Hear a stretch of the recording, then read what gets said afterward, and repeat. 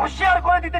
দুদিন আগেও ছিল না কোনো বিশেষ পরিচয়, ছিল না প্রভাব প্রতিপত্তি, কিন্তু হুট করে তিনি বনে গেছেন রাঘব বোয়াল, হয়েছেন সংবাদের শিরোনাম। কেউ কেউ আবার তাকে আখ্যা দিচ্ছেন নতুন দরবেশ বাবা নামেও। বলছি নতুন রাজনৈতিক দল জাতীয় নাগরিক পার্টি এনসিপির যুগ্ম সদস্য সচিব গাজী সালাউদ্দিন তানভীরের কথা। সম্প্রতি তার বিরুদ্ধে জেলা প্রশাসক নিয়োগে, প্রভাব বিস্তার ও সরকারি প্রতিষ্ঠানে কেনাকাটার কমিশন বাণিজ্যের সঙ্গে জড়িত থাকার অভিযোগ উঠেছে। তাকে দল থেকে সাময়িক বহিষ্কারও করা হয়েছে। পুরা বাংলাদেশের ছাত্র জনতা যে এক নতুন বাংলাদেশের সাথে। গত সোমবার এক চিঠিতে এনসিপির আরেক যুগ্ম সদস্য সচিব সালেউদ্দিন সিফাত জানান, দলের সকল কার্যক্রম থেকে গাজী সালাউদ্দিনকে সাময়িক অব্যাহতি দেয়া হয়েছে। তার বিরুদ্ধে অভিযোগ নিয়োগে অবৈধ হস্তক্ষেপ এবং কমিশন বাণিজ্যের। কমিটির আহ্বায়ক নাহিদ ইসলাম ও সদস্য সচিব আক্তার হোসেনের নির্দেশক্রমে এই নোটিশ দেয়া হয়েছে।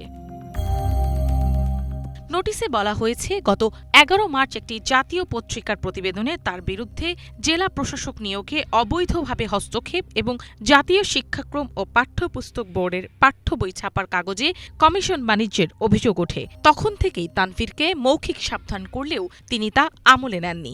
অভিযোগে আত্মপক্ষ সমর্থনের জন্য কেন্দ্রীয় শৃঙ্খলা কমিটির প্রধানের কাছে লিখিত জবাব 7 দিনের মধ্যে দিতে বলা হয়েছে তানভীরকে। জবাবে কেন তাকে স্থায়ীভাবে বহিষ্কার করা হবে না সেই উত্তরও চাওয়া হয়েছে।